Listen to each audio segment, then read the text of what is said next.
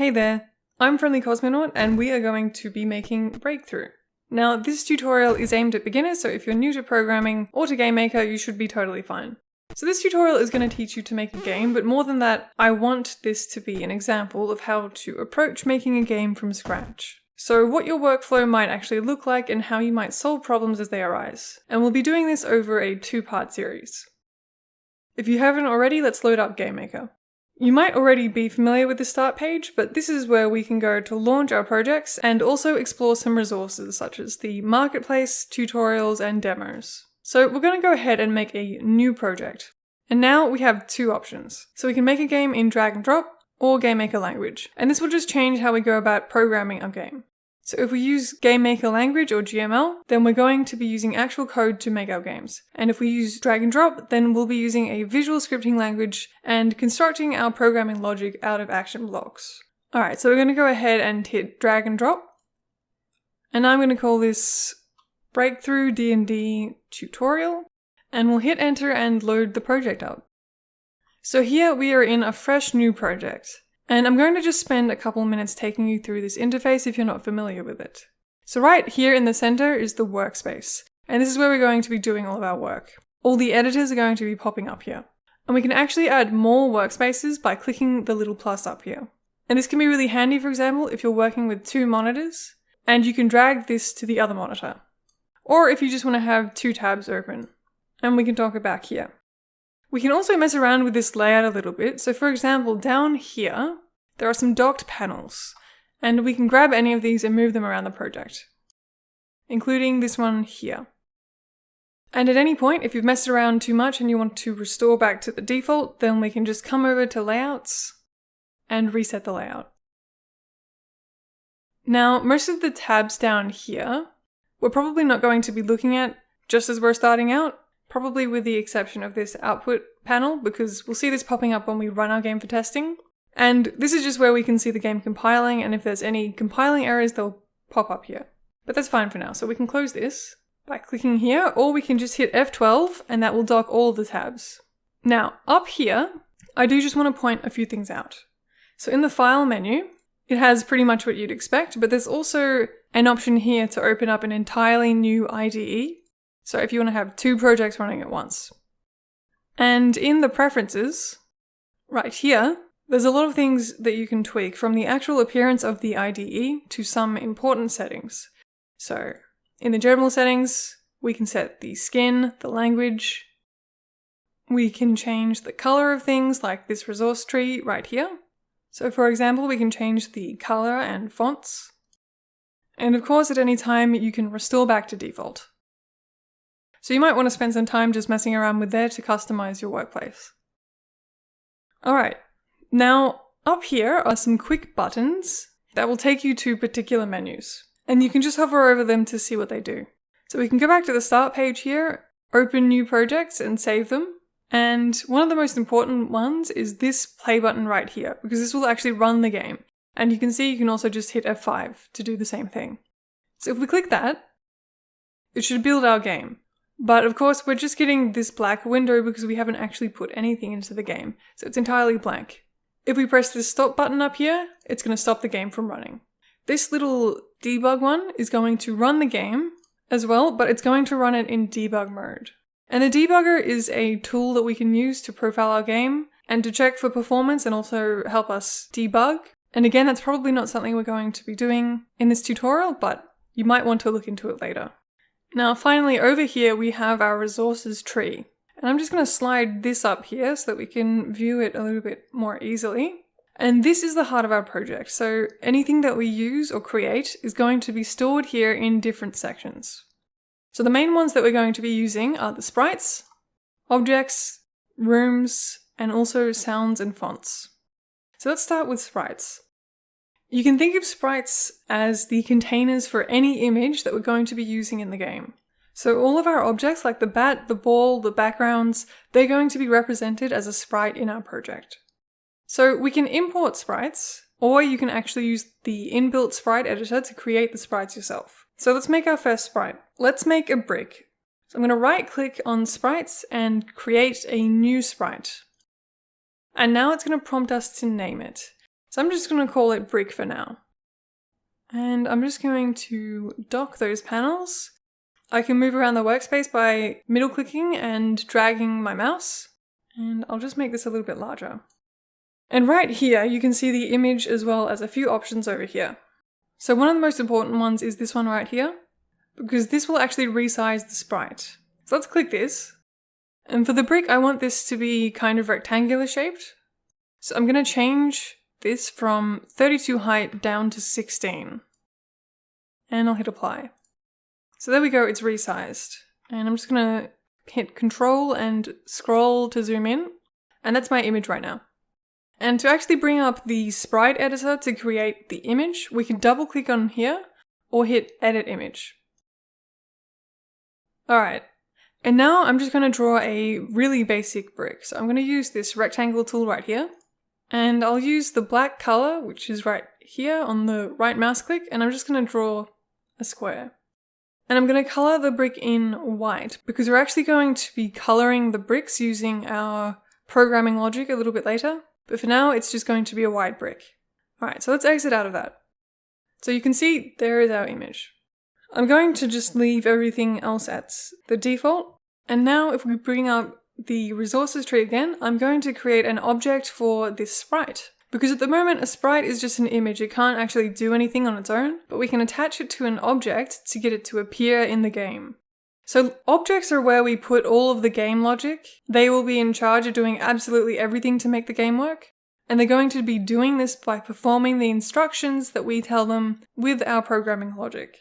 So every single thing in the game is going to happen because of something that we put in an object. And essentially all the different programming logic that we use is going to boil down to telling the objects, if this, then that.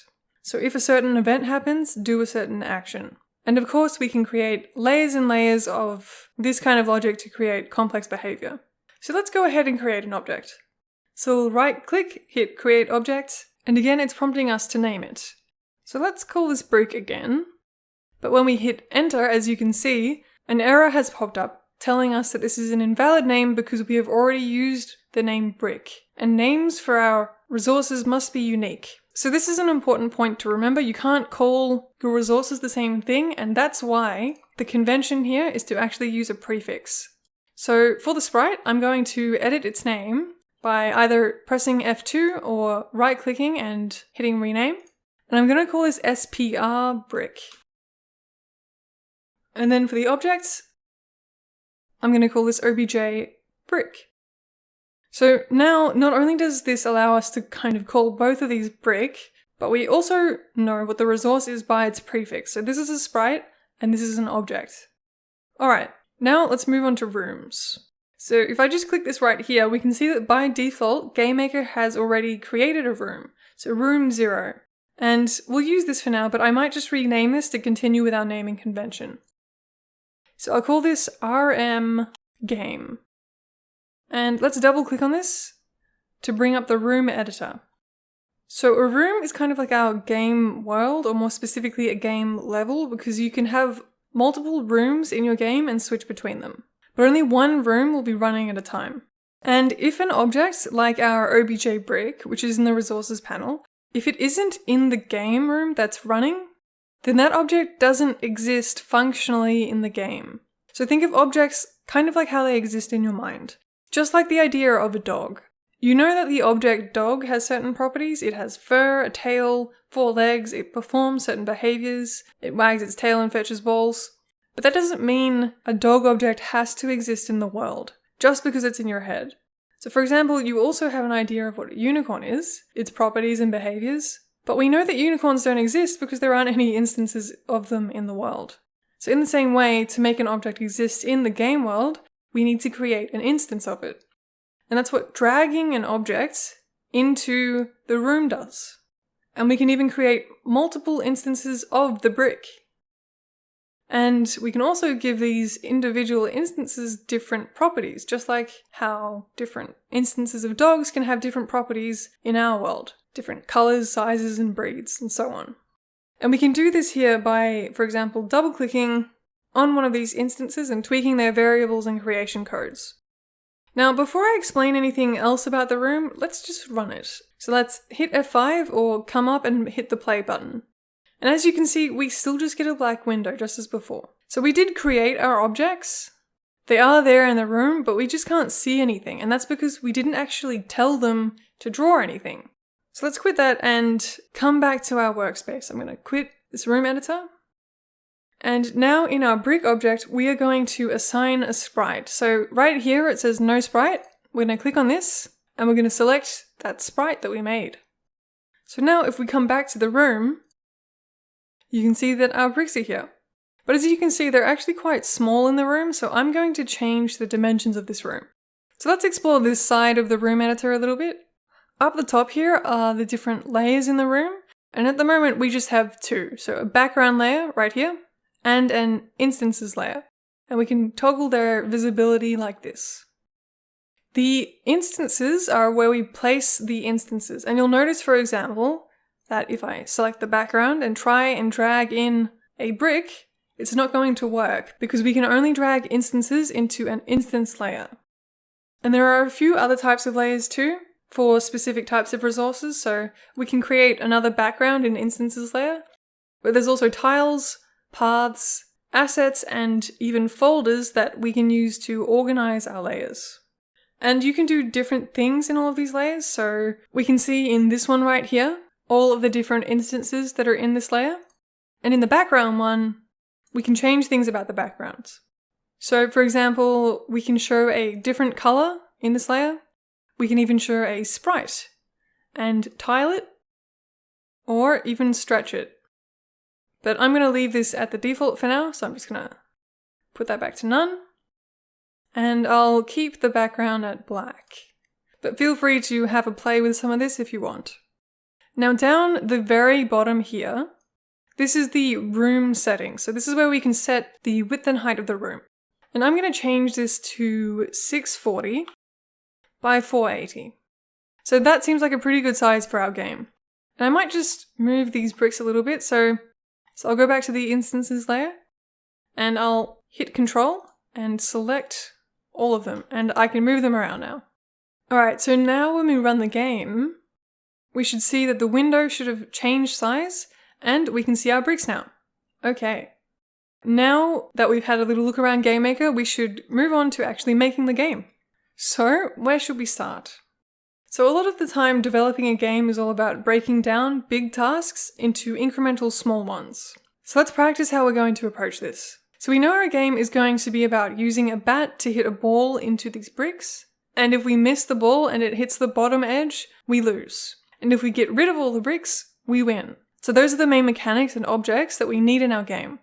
So to start off with, how about we just get them showing up in the room? So let's make a few more sprites and objects. So first off, for the sprites, let's make the ball. So SPR ball, and I'm going to make this a little bit smaller than the brick. So let's change the size again. And I'm going to put this down to 16 by 16. And we'll double click right here.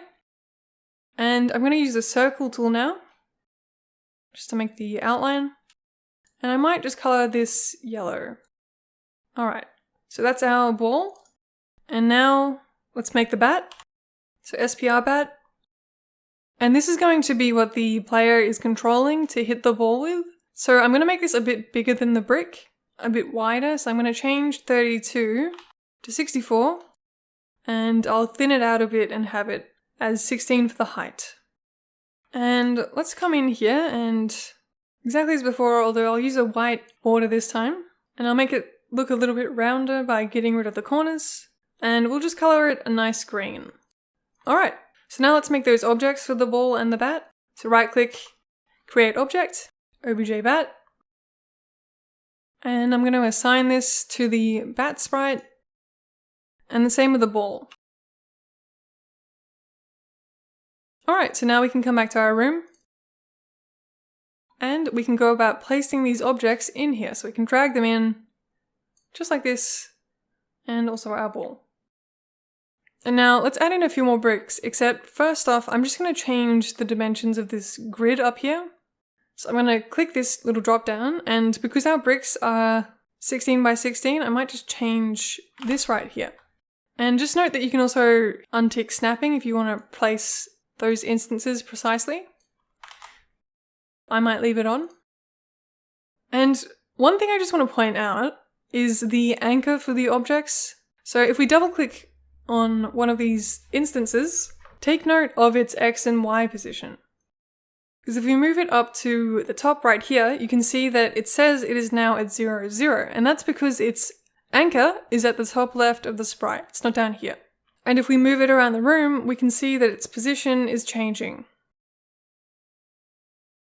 And if we come back to the sprite, we can actually change its origin. So this right here is its origin, and we can just click anywhere we want on the sprite to move it manually. But we can also set it to a preset right here. So for example, let's just set everything to the middle center. So I'm going to do that on my ball as well, and the bat. And now when we come back to the room, you can see our instances have kind of moved over a little bit, and that's because its origin has changed. So it's still at 0, 0, but its anchor is just in the middle now. Alright, now let's drag in a few more bricks, but instead of just dragging them in one by one, what we can do is just select the brick, hold Alt, and then we can kind of paint them on.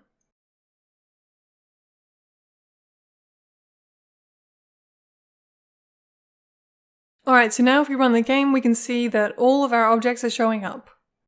And at this point, we remember that all of our bricks are white, but we actually wanted different colored bricks to be appearing. And like I said, we're actually going to do this with our programming.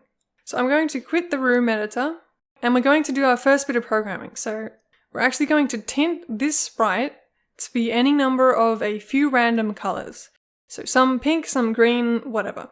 And I want the bricks to do this as soon as they're created. I want them to pick a color for themselves.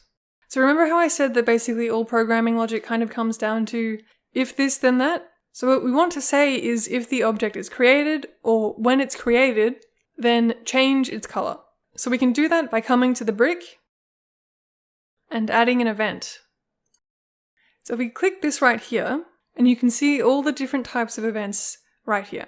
When it's created, when it gets destroyed, when a frame is run or a step, when a key is pressed. But for now, we want this one right here, so create. And in here, we can use these action blocks to construct the logic of our programming. So in here, I want to change the tint of this brick. And you can see over here are our different action blocks. And as well as the different headers and sections, we can actually use the search box right here to search for what we want. And I'm going to type in instance, because we are going to be changing a variable that all instances have, and there is a set of these called instance variables, such as the X and Y position of instances. So this one right here, the set instance variable block, right here in the dropdown, we can select the instance variable that we want to change. So you can see there's quite a lot of them here, and I actually highly encourage you to have a read of what these do by looking in the documentation.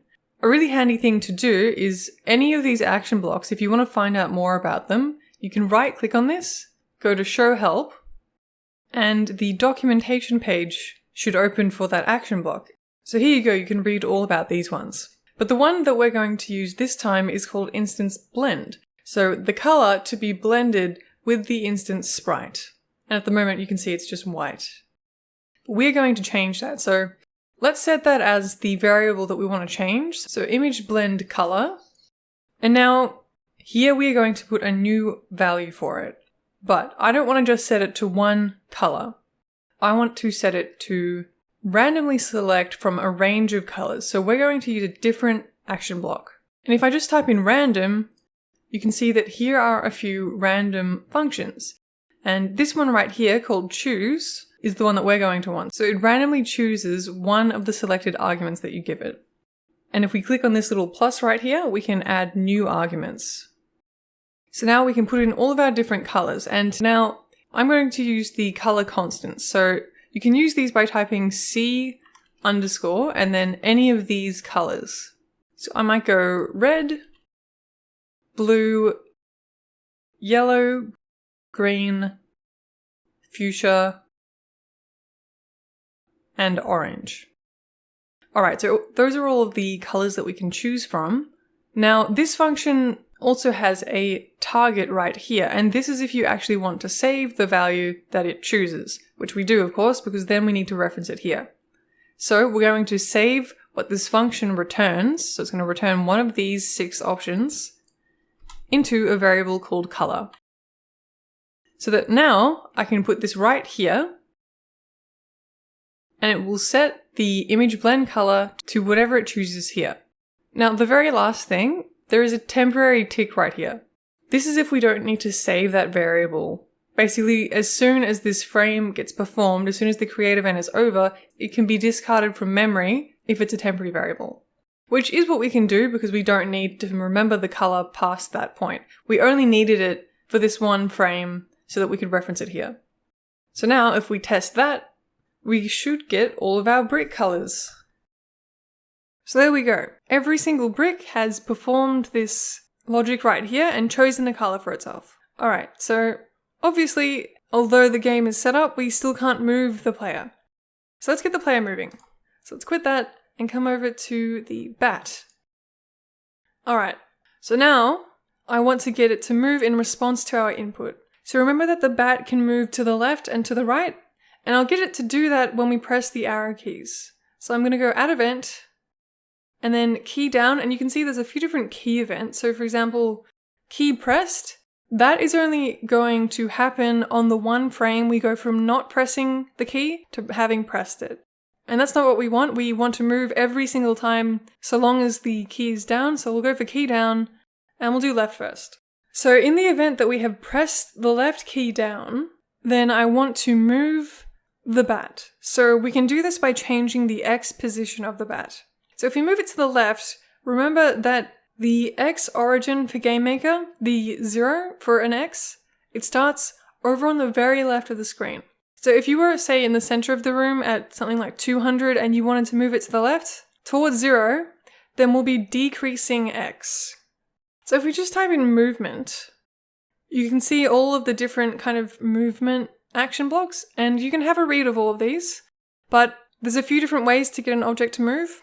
But since this is quite simple movement, I'm just going to use jump to point, because this lets us just manipulate the X and Y. So like I said, we want to be decreasing X, but I don't want to just put in a number here, say 7, because that will just make it snap immediately to 7. So what we want to do is have it moving a certain amount relative to what it currently is. And we want to be subtracting -7. And we'll do the same for key down right. Jump to point, it should be in this recently used tab right here. Drag that in, and we'll use 7 as well, and tick relative. So if we run the game now, then we should be able to move that bat to the left and right. So there we go, it's perfect. Now, that might be a little bit too slow or too fast for you, and you might want to change that 7. And we could just come in here and delete this and put in a new number. But what I'm going to do is instead of setting this to a number, we're going to make a variable. So I'm going to add an event, create, I'm going to type in variable, and we're going to assign a variable. So this one right here. So we'll drag that in, and I'm going to name this SPD for speed. And this is the speed that we're going to go. I can't use SPEED because that is already actually a built-in variable. It's a GameMaker, so we can't use that one. And now I can assign this to 7. I don't want to tick relative, I want that to be an absolute variable. So now we kind of have a stand-in for 7. So I can replace 7 in both of these points. Make sure the minus is still there though. And here, so that now whenever you want to change that speed variable, you only have to change it in this one spot. And you should get into the habit of doing things like this because you'll learn very quickly that it saves you time later on when you want to change it. Because you might be referencing this or variables like this in dozens of events, and it can get very cumbersome to have to go back and change it. Programmers don't like to repeat themselves, so if you find yourself repeating a number, make it a variable. And another handy thing about this is it allows us to change the speed during the game. So maybe we can get a power-up that changes our speed. All we have to do is change this speed variable because it's no longer set to an absolute number. Anyway, so we can rerun the game just to check that that didn't actually change anything. Yep, and you can see though that if we go outside the bounds of the room, the bat is still allowed to move. And you might want to prevent the bat from doing that. So we might want to say if the bat has gone outside the room, then don't actually let it move. So don't let it perform this bit of code. So we're going to check a condition, kind of like our own little event inside this event. So let's type in if, and this is what we want. So let's drag this in. And what we're going to be doing here is checking if a certain variable, and that variable is going to be x. So if x is not less than 0, right, because that's the very left side. So we're going to say greater than, so if x is greater than 0, then we are going to let it move to the left side. And to do that, we can kind of nest this logic in here. So make sure you drag this into here so it's no longer empty. So now this is only going to run if this condition is true. If it's false, it's not going to run. So let's just test that. Let's come over to the left side and you can see it kind of works. Once we get over to here, it's going to prevent us from moving any further. But this might not be what you want. It's not right at the edge of the room. And this is actually because of its anchor point. So remember, it's anchored in the center, so its x position right now is at 0. So we want to take into account that x offset of its origin. So we can literally use a built-in variable called x offset and subtract that from the x. So if we rerun the game now, and we move over to the left side, we can see that it is wrapping it a lot better. But it's still not exactly right. A little bit of the sprite is actually still over the edge, and the reason for this might become obvious if we go through the logic. So we have to think about the case where it's right at the edge of the screen. Why is it still being able to move over one? So if the x value is right at the edge, minus the x offset, then it is still fulfilling this logic right here, which means it's going to be allowed to move over one more time. And then the next time it moves, it's not going to be able to. So what we need to do is account for that edge case. So let's subtract one more thing, the speed. So now we're kind of checking for the spot that we're going to be in. So if we rerun that and try and move over, now we can see that we're quite snugly at the edge of the screen. All right, perfect. And this is exactly how a lot of game development is going to go. You're going to start coding something, test it, and then realize something's not quite right. And then you're going to have to go through the logic of the code, find out why that is, fix it, and then test it again. And there might even be another thing you need to fix after that. So you always just start off small and get the main thing working and then kind of refine it and add to it as you go. So let's come over to the right and we'll also add an if check. So we're also checking the x, but now we're going to be checking plus the x offset and plus the speed. And we are also checking now that we're on the left side. So that will be less than, and now the room width of the screen is what we want. And there is actually a built-in variable called room width that we can use. So we can just type that in there. And we need to drag this over to this slot. Okay, we'll give that a test. And we'll move to the right, and there we go. So it's working on the right side as well. Alright, so now that we have the bat moving how we want, we can start moving the ball. So there are a few things we need to consider about the ball's movement. At the very start, we want the ball to just kind of sit on the player's bat and move with the player. And then when we hit a button, like space, then we want it to fly off in a random direction. And from then on, we need to set up the ball's collisions with the bricks, the boundary, and the player. So there's quite a few things to get done. So again, we're just going to start small and get the ball moving from where it currently is. And just fly off in a random direction. So let's come over to the ball. And now since the ball is going to be moving in a few different directions, we're not going to be using jump to point. We'll be using some of the built-in movement variables and functions, like speed and the direction. So now, kind of like how we did with the bricks. Let's get the ball to pick a direction in its create event. So as soon as it gets created, and then we'll make it fly off in that direction. And it is important at this point to clarify what directions are in GameMaker. It's kind of like the unit circle. So 0 degrees is going to be pointing to the right. And when we go anti-clockwise, we're going to be going up in increments of 90 degrees. So I want the ball to go up, but probably not at the extremes of 0 and 180. So let's say in the direction of 45, 90, or 135. And there is an easy action block that will do this. So again, let's just type in movement. And there is a set direction random. So let's drag that in. And this is going to set the direction to any of these points. So let's tick those 3. But you'll see if you run the game right now, the ball isn't going to actually move because all we've actually done is just set the direction. It's kind of like if you just turned around, but you haven't actually changed your speed. So we need to do that as well. So let's type in speed, and we want to set the movement speed. There we go. Let's drag that in. We want to set the direction it's going in, and let's just set this to 3 for now. And we'll run that. So there we go. The ball is flying off in a random direction. Yours might have gone up left or up right. But remember how I said I want the ball to sit on the player at the start before it flies off? So we want to actually delay setting these variables until the player hits the spacebar.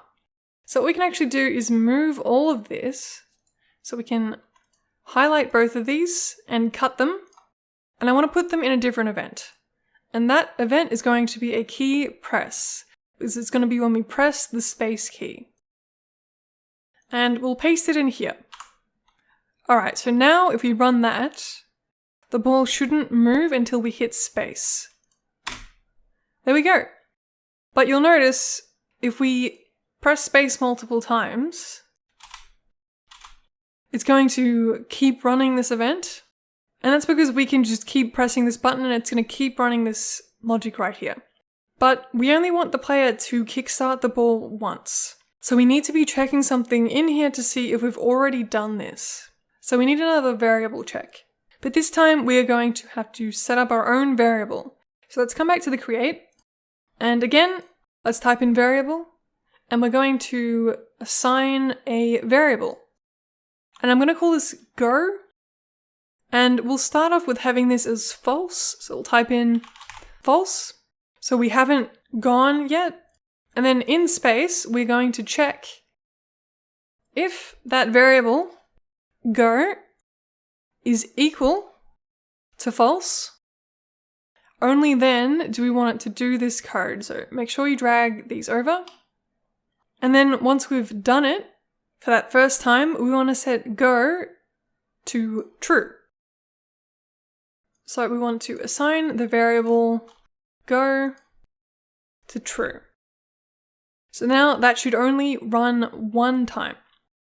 So if we run that again and hit space a few times, you can see that it's not letting it do it again. But now I want the ball to sit on the player's bat until we press that space button. So again, while go is false, I want the ball to move to where the player's X is. There isn't really an event for this. I want it to update basically every frame of the game. So we're going to be using a step event. So we're going to go step because that is basically GameMaker's equivalent of a frame. And this event is continuously run. So we can continuously update our position in here. So again though, we do want to check that go is equal to false. And if it is, I'm going to set my X to the bat. But how do I get the bat's X position? Well, what I can do is type in objbat.x. And using this little dot operator, I can access any of the bat's variables. So now that's going to set my X to the bat's X. Only when go is equal to false though. So let's run that and have a look. So if I move left and right, the ball comes with me. I can press space and the ball is going to fly off. And there is our next problem. So the ball isn't colliding with the bricks. So, still on the ball, we're going to be coding our collisions now. So let's go add event, and we want a collision with the brick. So in the event that this happens, what kind of behavior are we expecting? We want the ball to kind of bounce off the brick, right? And ideally there would be a action block for this, for bouncing, but there isn't one for exactly the behavior that we want. However, if we open up the documentation for GameMaker, so if we come up to help and open the manual, and in here, if we just type in bounce, then there's actually a function called move bounce all right here. And you can see we can use this function to bounce off an instance. And although this is for bouncing off all instances within the room, if we run this during our collision check, it's only going to be bouncing off the brick. So we can actually access any of the functions in GameMaker through a different kind of action block. So if I just type in function, there is one called function call that we can use to access any of the functions in GML. So now if I type in move bounce all, and the autocomplete is going to come up for me. So just like here, but we don't need these brackets. We just need the name of the function. And here we can pass in an argument. So in here, it did actually say that we needed to provide it with an argument. So either true to enable advanced bouncing or not. And let's just put true. Now it does also have an option right here for saving the result of this function in a target, just like we had for our random and choose functions. So some functions do return a value, it's called, but some functions just do something. And this is one of those cases. So this one doesn't actually return anything that we need to save, so we can just leave that. So this is a really handy action block because although drag and drop is really great because it simplifies a lot of GameMaker for you, we still can get access to all of the functionality by using this function call. Alright, so if we give that a run, then our ball should bounce off the bricks. There we go, so it bounced off. We still need to get it to bounce off the bat, but with slightly different behavior. So unlike the brick where I want it to just bounce off in the kind of opposite direction to what it's traveling, for the bat, I want it to depend on where it hits the bat. So if it hits it right at the edge, then I want it to bounce off kind of in that direction. But if it hits it somewhere in the middle, then I want it to bounce kind of straight up. So it's going to depend on where it hits the bat. But first up, let's just add that collision event. So collision with the bat. And now in here, we want to change the direction of the ball. So again, if I type in direction, we're going to use a different block this time. So I'm going to set point direction because I want the ball to start moving towards a specific point, dependent on where the bat is. Now we're going to take advantage of our sprite's origin points. So remember how we centered our origins in the center of the sprites? This is going to be really important because now we can draw a line between the bat's position and between the balls. And then we can just send it flying off in that direction. Alright, so now if we drag in set point direction, then this is going to be setting our direction towards whatever point we put here. And we don't actually need anything to be relative. We are getting the absolute position of the bat in the room, not relative to where we are. So we're going to leave these unticked. And just as before, we want to access the bat's X and Y position. So we could just type objbat.x and objbat.y, but a word of caution here. So a lot of the time with collisions, we have to be careful about using this dot accessor because it isn't specific to a unique instance. If there are multiple bats in the room, then we'd want to only be getting that bat that we're colliding with.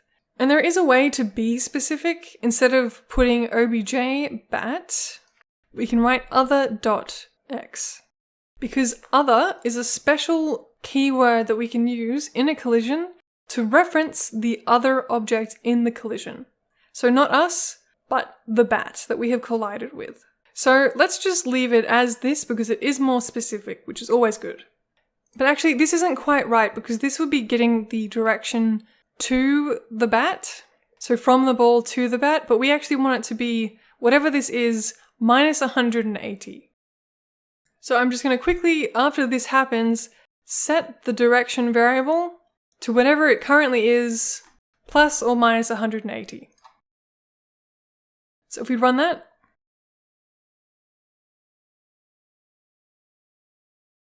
there we go. So we're getting the ball bouncing off our bat. But you'll see that it's not bouncing off the walls yet. So the boundaries of the room. So let's add one more event.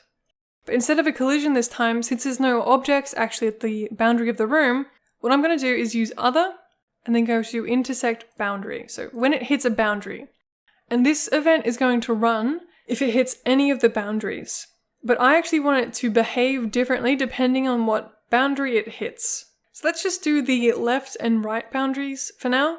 So for the left, I'm going to reference what's called the bounding box of our object. So this is kind of the collision box around our sprite. And by default, it should just take up the entirety of the sprite. And what we can do is check if this collision box of the ball is over the boundary, then depending on what side of the box is over the boundary, we're going to know what boundary it's actually hit. So if it hits the left boundary, then the left side of its bounding box is going to be less than 0, right? And that's only going to be the case if it's the left boundary. So we can use that to our advantage. So we can check if, and it's called bbox left right here, so you can see it coming up. So if bbox left is less than 0, then what I'm going to do is get it to reverse its horizontal speed, because that's kind of the horizontal component of its speed. So instead of changing a direction, that's another way that we can get it to just flip. So if I type in speed, again, we can set the speed, make sure to drag it into that slot, and instead of direction, I want to set the horizontal speed. So I want to set this equal to whatever it currently is, but I want to flip it to be a negative if it is positive or positive if it's negative. And what I'm going to do is just type negative h speed, because that will get the whatever the horizontal speed is, and it'll just flip what it is. And we can use this same logic for bbox right. So I'm just going to copy that. And now to check the right side, we'll check if bbox right is greater than the room width. So if we run that, it bounces off the right side. And let's just check the left. There we go, so it bounces off the left side as well. Now let's do the top. So in the exact same way, let's just paste that one more time. So now we want if bbox top is, and now we want less than, because the very top of the room is going to be 0 for the y. That's the 0 origin, is at the top, not down the bottom. So we want less than 0. And in that case, we want to reverse not the horizontal, but the vertical speed. There we go. The ball should be bouncing all around the room now. Now, for the case where it hits the very bottom of our room, that actually means that it has gone past the bat and we want to remove a life. But we haven't actually set up the lives yet. So this might be a good place to leave it for now. And in part 2, we'll come back to this and set up the lives and the score and finish the rest of our game. So I'll see you in the next video.